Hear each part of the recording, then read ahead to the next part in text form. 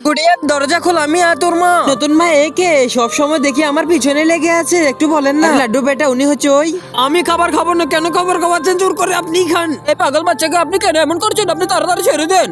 Sir ওর আজকে স্কুলের প্রথম দিন, আপনি একটু ওকে খেয়াল রাখিয়েন। আমার বাচ্চার মাথার একটু সমস্যা, তাই বললাম। ও বাচ্চারা আজকে সবাই মার জন্য একটি ড্রয়িং বানাবে। আরে মায়ের ড্রয়িং এমন বানাই না। কি হয়েছে স্যার? আমার মায়ের ড্রয়িং যে এমন করছিস কেন? তুই গাছকে মেরে পড়বো। আমি এরকম বাচ্চাকে স্কুলে পড়াবো না, তাড়াতাড়ি নিয়ে যাও। আমি যাবো না, আমি স্কুলে পড়বো, আমি যাবো না। আরে গুড়িয়া তাড়াতাড়ি চল, আমি ঘরে গিয়ে রুটি বানাতে হবে। আরে আন্টি আমি আপনাকে একটু সাহায্য করবো নাকি? থ্যাংক ইউ বেটা। বাস আমি এখান থেকে চলে যাব। আমার মায়ের সাহায্য আমি করবো। গুড়িয়া গুলো তুমি কি করছো? আমি বললাম একে পাগলা কারাগারে নিয়ে আসো, এ কখনো ভালো হবে না। আমার বাচ্চাকে আমি সুস্থ করেই ছাড়বো।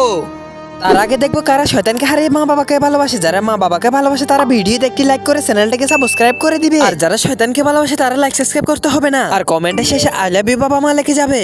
এই কারণে গুড়িয়ার ব্রেনে সার্জারি করতে হবে, তারপর তার ব্রেনটি সুস্থ হয়ে যাবে আশা করি। সার্জারি পরে তোমার কিছু মনে নেই বাচ্চা।